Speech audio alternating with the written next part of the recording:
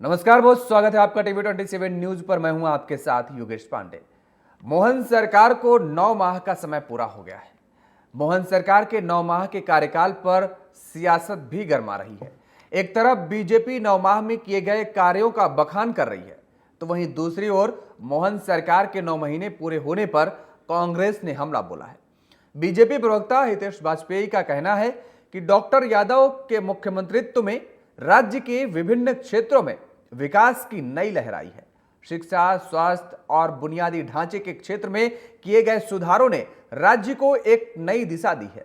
ग्रामीण और शहरी क्षेत्रों के बीच विकास की खाई को कम करने के उनके प्रयासों ने राज्य में संतुलित विकास को बढ़ावा दिया है। और कांग्रेस ने कहा कि मोहन सरकार के 9 माह पूरे हो गए हैं, लेकिन प्रदेश की जनता को कोई राहत नहीं मिली है। और उन्होंने कहा कि सरकार ने अपने वादों को पूरा नहीं किया है और प्रदेश में अराजकता का माहौल है। सरकार को अपनी नीतियों पर फिर से विचार करना चाहिए और जनता की समस्याओं का समाधान करना चाहिए। उन्होंने कहा कि कांग्रेस पार्टी जनता के साथ खड़ी है और उनकी लड़ाई लड़ेगी। कांग्रेस ने मोहन सरकार से कई सवाल पूछे हैं, जिनमें बेरोजगारी, महंगाई और कानून व्यवस्था की समस्या शामिल है। कांग्रेस ने कहा कि सरकार को अपनी नीतियों को सुधारना चाहिए और जनता की समस्याओं का समाधान करना चाहिए। मोहन सरकार का गर्भकाल यानी 9 महीने में कितने कदम चली सरकार, वो भी हम जानेंगे, लेकिन कुछ प्रतिक्रियाएं आई हैं, जरा वो पहले सुन लीजिए आप। आज डॉक्टर मनमोहन यादव जी के 9 महीने सरकार के पूरे हुए हैं और हम यदि कंपेयर करें तो आपको पुराने दिन याद आते होंगे कि किस प्रकार से कमलनाथ जी भी अपने 15 महीने की सरकार को बार बार ही कहते थे बहुत कम समय मिला, आचार संहिता लगी रही, हम ये नहीं कर पाए, वो नहीं कर पाए। वहीं उलट दूसरी ओर यदि हम इनके 9 महीने देखें तो एक प्रशासनिक दक्षता का जैसे परिचय दिया उन्होंने। प्रशासन को जवाबदेह बनाया। जब गरीबों की बात हुई, महिलाओं की बात हुई तो उन्होंने उनके ऊपर कोई कोताही नहीं बरती और बहुत सख्त कार्रवाइयाँ कहीं। वहीं दूसरी ओर यदि वेलफेयर सेक्टर को देखें तो चाहे उन्होंने कैसी भी आर्थिक व्यवस्था हो, लाडली लक्ष्मी योजना हो, किसानों के संदर्भ में हो, सोयाबीन के संदर्भ में हो, बहुत आगे आकर एक बहुत मेच्योरली डील किया आर्थिक रूप से। मोहन सरकार के 9 माह बीते, जनता के हाथ आज भी रीते के रीते। ऐसा कोई काम मोहन सरकार बताए जो उसने 9 महीने के अंदर इस मध्य प्रदेश की जनता की भलाई के लिए, उसकी बहबूदी के लिए किए हो। बेरोजगारों के लिए को नौकरी देने का कोई उन्होंने काम किया हो। 45 लाख युवा जो है इस मध्य प्रदेश के बेरोजगार घूम रहे हैं। किसान जो है सोयाबीन की फसल बेचने के लिए त्राही त्राही कर रहा है। महंगाई चरम पर पहुंची हुई है। इन सब मुद्दों पर बात न करके 9 महीने तक मोहन सरकार ने केवल सांप्रदायिकता और सौहार्द जो इस प्रदेश में होना चाहिए था, उसको उन्होंने बिगाड़ने का काम किया है। तो देखा आपने, सुना कि किस तरीके से सरकार की तरफ से उपलब्धियां गिनाई जा रही हैं, तो दूसरी तरफ विपक्ष है कि लगातार हमलावर नजर आ रहा है। हमारे साथ कुछ मेहमान जुड़े हैं, आपका तारुफ करा देते हैं। मंजरी जैन जी हैं, भारतीय जनता पार्टी के प्रवक्ता हैं। मंजरी जैन जी, बहुत बहुत स्वागत है आपका टीवी 27 न्यूज पर। प्रमोद द्विवेदी जी हैं, कांग्रेस के प्रवक्ता हैं। प्रमोद जी, आपका भी बहुत स्वागत है टीवी 27 न्यूज पर। मंजरी जैन जी, 9 महीने में कितने कदम चली सरकार?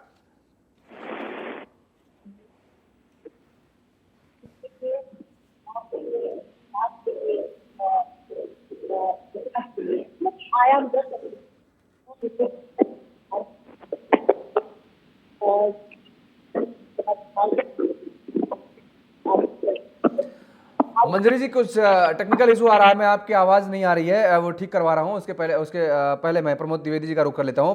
प्रमोद जी, लगातार आप हमलावर नजर आ रहे हैं। कांग्रेस लगातार सवाल खड़े कर रही है, जबकि अभी आपने सुना भारतीय जनता पार्टी के नेताओं प्रवक्ताओं की तरफ से तो साफ तौर पर कहा जा रहा है कि आपने कहा कि 15 महीने आपके लिए कम हो गए थे, 9 महीने में अब आप सरकार से काम पूछ रहे हैं, जबकि सरकार शानदार आगे बढ़ती हुई नजर आ रही है। कह रहे हैं, बीजेपी के नेता कह रहे हैं प्रदेश का विकास हो रहा है और चहुमुखी विकास हो रहा है। जैसे कि किसी अंतिम पंक्ति में बैठे हुए विद्यार्थी को अचानक उठा करके मॉनिटर बना दिया जाए, वो अचंभित हो जाता है। उसे क्या करना है, क्या सोचना है, उसमें ही कुछ लग जाता है। डॉक्टर मोहन यादव ऐसे नेता नहीं थे कि वो मुख्यमंत्री पद की दौड़ में हो, परंतु भारतीय जनता पार्टी का करिश्मा था और उन्हें मुख्यमंत्री बना दिया गया। पहला आदेश ही आप देखेंगे तो एक आदेश दिया गया कोलाहल को लेकर के, ध्वनि विस्तारक यंत्रों पर प्रतिबंध लगाया जाएगा, लाउड स्पीकर मंदिर और धार्मिक स्थलों से हटाए जाएंगे। लेकिन डीजे शानदार तरीके से बज रहे हैं, लेकिन लाउड स्पीकर उतर चुके हैं मंदिरों से और धार्मिक स्थलों से, फिर वापस बजने लगे। इनके कार्यक्रम हो, इनका जन्म उत्सव हो, इनकी महिमा गान हो, डीजे बड़े शानदार तरीके से चौराहे चौराहे पे चलते हैं। ये पहले आदेश। दूसरा आदेश इनका आया कि हम गौ माताओं की रक्षा करेंगे। मध्य प्रदेश में भगवान कृष्ण के जहां जहां पांव पड़े थे, चिन्ह हैं, उसे संरक्षित रखा जाएगा। डॉक्टर मोहन यादव शायद उज्जैन के ही हैं और उज्जैन में ही भगवान कृष्ण को संदीपनी आश्रम में दीक्षा शिक्षा मिली। वहां की स्थिति को ही देख करके इनकी कार्य क्षमता का आकलन किया जा सकता है। क्षिप्रा नदी, क्षिप्रा नदी के वास्तविक स्थिति को सोशल मीडिया पर पूरे देश ने देखा कि इंदौर का सीवरेज का गंदा पानी क्षिप्रा नदी में समाहित हो रहा था और लोग उससे स्नान कर रहे थे, और उज्जैन के ड्रेनेज का पानी क्षिप्रा नदी में सीधे सीधे मिल रहा था। ये तीसरा उदाहरण था। चौथा उदाहरण कानून व्यवस्था का। आप उज्जैन के ही मुख्यमंत्री हैं, विधायक हैं, नेता रहे हैं, लेकिन उज्जैन में क्या हालत हुई? कानून व्यवस्था तार तार है। एक बच्ची के साथ, विक्षिप्त बच्ची के साथ बलात्कार होता है, लोग उसका वीडियो बनाते हैं। यह है उज्जैन। अब प्रभारी मंत्रियों को ही ले लिया जाए। प्रभारी मंत्रियों की नियुक्ति ही आपने बहुत समय बाद करी और खुद इंदौर जैसे शहर के प्रभारी मंत्री भी बन गए, और गृह मंत्रालय जैसा बहुत महत्वपूर्ण मंत्रालय आपके पास है। आपको किसी मंत्री पर विश्वास नहीं है, या आपने मध्य प्रदेश में अन्य विधायकों को उपयुक्त, योग्य या सक्षम नहीं माना कि गृह मंत्रालय उन्हें सौंपा जाए। ये कुछ कार्य प्रणालियां हैं प्रशासनिक। नहीं तो गृह मंत्रालय तो अक्सर हमने देखा है कि मोस्टली, जरा तेलंगाना में बताइए किसके पास है गृह मंत्रालय? आप प्लीज शिवराज सिंह चौहान साहब की सरकार का आकलन करें। अभी जो प्रवक्ता हितेश वाजपेयी जी बोल रहे थे, मुझे तो ऐसा लग रहा था कि शिवराज जी सरकार को आईना दिखा रहे थे। वो अब मुद्दे पे हम चल रहे हैं। अवैध कॉलोनियों को वैध करने का फरमान जारी किया था शिवराज सिंह चौहान साहब ने। उसके लिए कुछ नीतियां बनी थी, उसके लिए कार्य क्षमताएं विकसित करने की बातें हुई थी, नियम बनाए गए थे। परंतु क्या हुआ?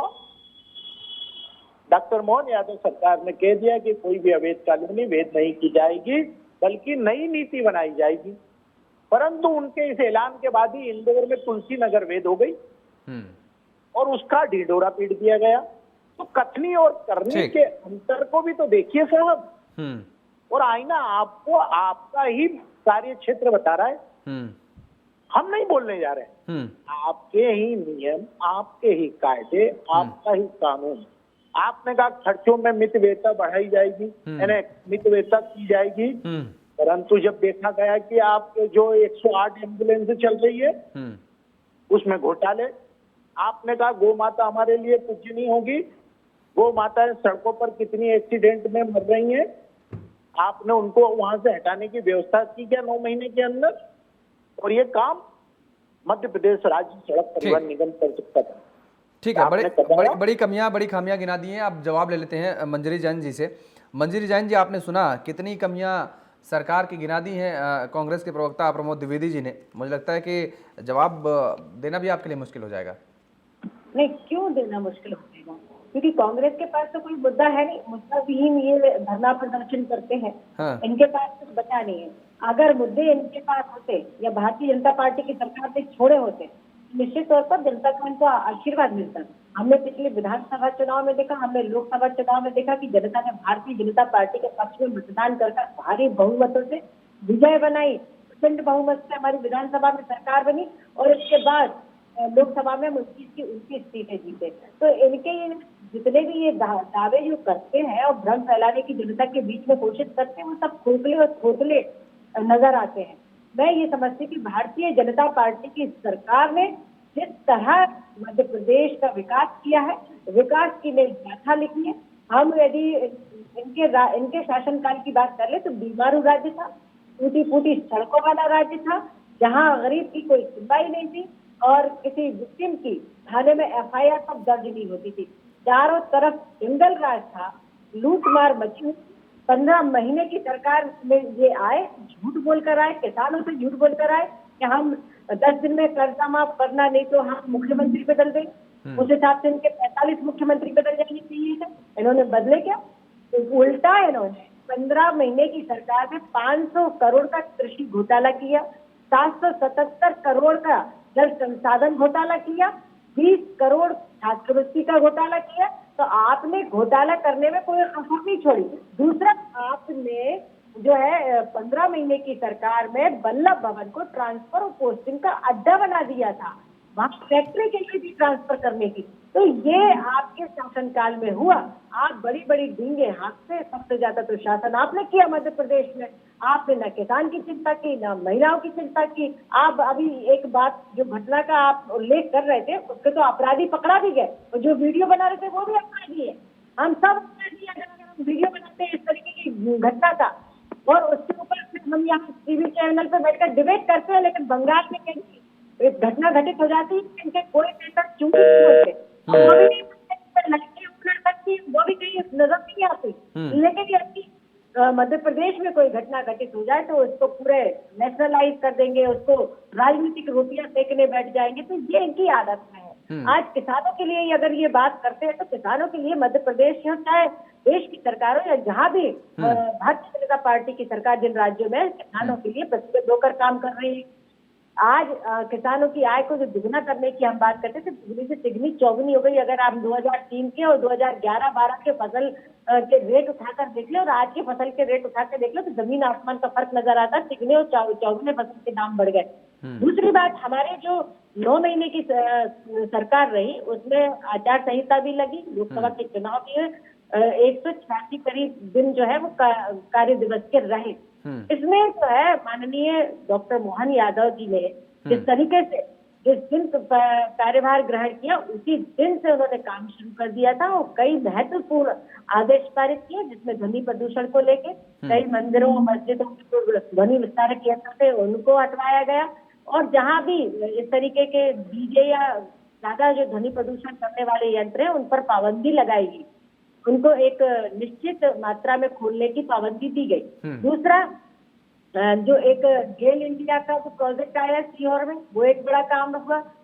तो सबसे बड़ी बात जो किसानों के लिए आज कांग्रेस धरना प्रदर्शन कर रही है, किसानों को सिंचाई के साधन उपलब्ध कराने के लिए भारतीय जनता पार्टी की सरकार ने बहुत बहुमूल्य, बहुत ऐतिहासिक काम किए। लेकिन कहाँ 7.5 लाख हेक्टेयर मध्य प्रदेश की भूमि सिंचित थी, आज 50 लाख हेक्टेयर से अधिक भूमि सिंचित कर चुके हैं। और उससे बड़ी अब परियोजना जो आ रही है बेतवा केम की, जो मैं समझती हूँ पूरी दुनिया में सबसे बड़ी परियोजना है, जिससे बुंदेलखंड और मध्य प्रदेश जो है पूरा सिंचाई जो है पूरा 100% सिंचाई हो जाएगी। क्योंकि इसके पहले तो किसान सिर्फ बारिश के पानी पर ही डिपेंड हुआ करता था सिंचाई के लिए, और उसकी जो फसल है वो मुश्किल से वो एक क्रॉप ले पाता था, और यदि अतिवर्षा या सूखा पड़ जाए तो वो भी चली जाती थी। तो किसान कितना बदहाल था, महिलाएं कितनी बदहाल थी, युवाओं को कुछ काम नहीं था, और इंफ्रास्ट्रक्चर के ऊपर तो कुछ काम ही नहीं हुआ। टूटी फूटी गड्ढे वाली सड़कें 60,000 किलोमीटर हुआ करती थी, जो अब 5 लाख किलोमीटर सड़कें बनकर तैयार हैं।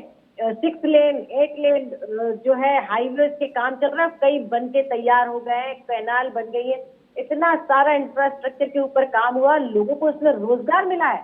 पर्यटन के ऊपर काम हुआ, पर्यटन के उस पर लोगों को रोजगार मिला। और जिस राम पथ गमन की बात कर रहे थे, उसके लिए तो मुख्यमंत्री जी पहले ही कह चुके हैं कि जहां जहां से राम निकले, जहां जहां उनके चरण पड़े हैं, वहां वहां हम वो पथ बनाने जा रहे हैं। अब आप जो बात वो कह चुके हैं, जो काम आगे बढ़ चुका है उसके लिए आप क्वेश्चन मार्क लगाते हैं, ये अच्छी बात नहीं है। आपने क्यों नहीं किया, आपने अपनी जिम्मेदारी क्यों नहीं निभाई? इतने साल शासन में रहने के बाद आपको तो क्वेश्चन उठाने का भी हक नहीं है।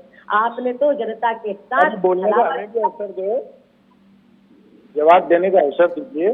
प्रमोद जी, कोई हाँ, कोई काम ऐसा है जो लग रहा हो कि सरकार ठीक तरीके से कर रही है?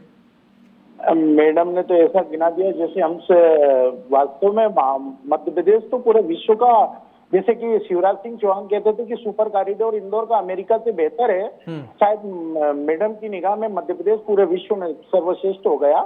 शायद इन्हें जानकारी नहीं है कि मैं सड़क पर जिस नेशनल हाईवे पर जाता हूँ, मैडम प्लीज, मैं आपके बीच में नहीं बोला प्लीज। अगर डिबेट को डिबेट तरीके से रखना है तो जिस तरीके से मैंने आपको, बोलिए प्रमोद जी, बोलिए प्रमोद जी, आप बोलिए। नेशनल हाईवे पर टोल टैक्स क्यों लगता है? हाँ। टोल टैक्स इसलिए लगता है कि कंपनी बनाती है और वो अपनी लागत वसूल करने के लिए टोल टैक्स लेती है। शायद मोहतरमा को पता नहीं हो, जन भागीदारी के माध्यम से शहरी क्षेत्रों में, कॉलोनियों में निर्माण सड़कों का होता है, पता ना हो।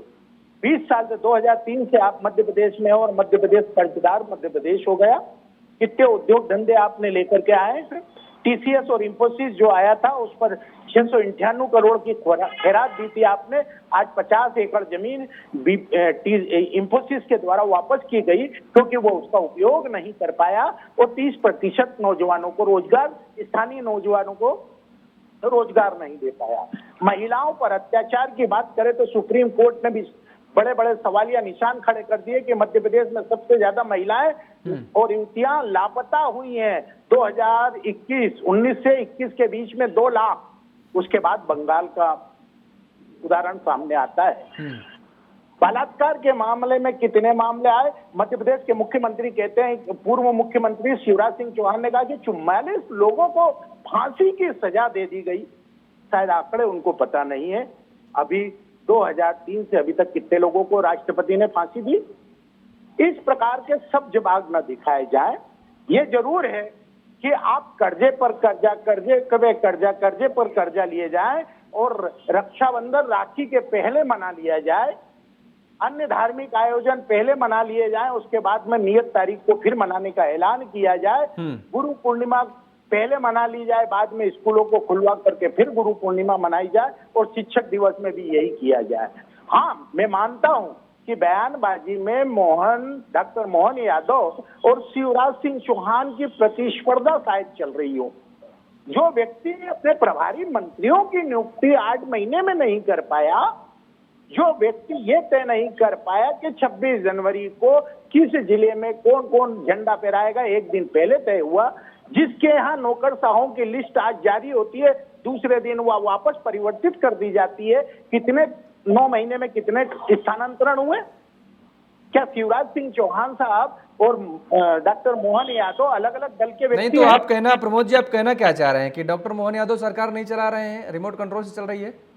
नहीं, मेरा तो स्पष्ट कहना है कि बयानबाजी ज्यादा हो रही है। हाँ। प्रतिस्पर्धा शिवराज सिंह चौहान और इनके जनसंपर्क क्षेत्रों में चल रही है कि किसका मीडिया मैनेजमेंट बहुत अच्छा है, कौन इश्तिहार ज्यादा देता था, कौन अपने चेहरों को चमकाने के लिए अलग अलग प्रकार की घोषणाएं करते थे। वो मामा के रूप में लोकप्रिय हुए, ये भैया के रूप में लोकप्रिय होना चाहते हैं।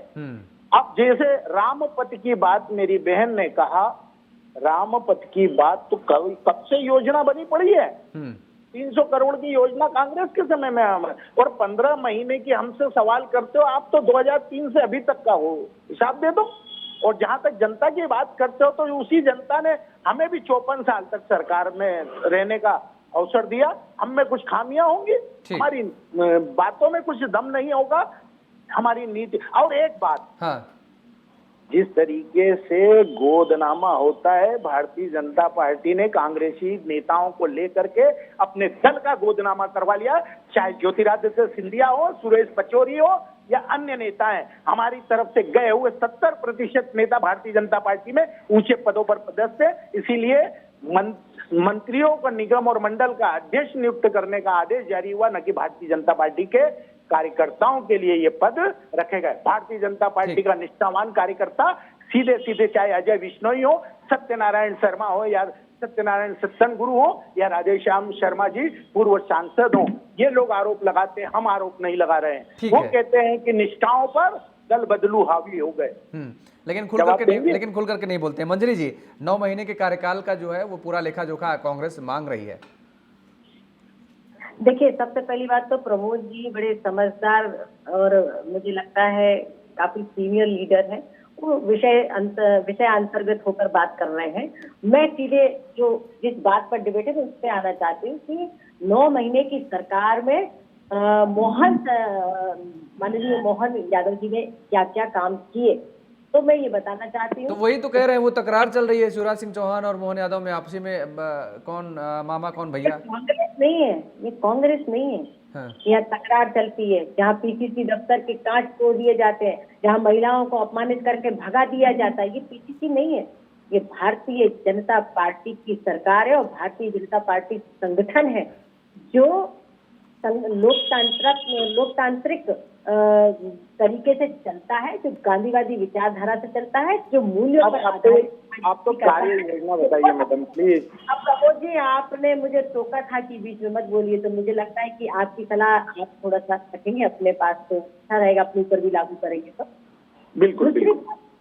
जी, मोहन सरकार ने एक फैसला और भी लिया जो कि साइबर तहसील, पहली बैठक में ही इन्होंने साइबर तहसील के लिए आदेश पारित किए थे, जिसमें कि तहसीलों में जो रजिस्ट्री है होते साथ ही ऑनलाइन ही नामांतरण प्रक्रिया भी अपने आप शुरू हो जाएगी, जबकि हम जानते हैं कि नामांतरण में कितनी दिक्कतें आती थी, जो अब आम जनता के लिए बहुत राहत भरी रही।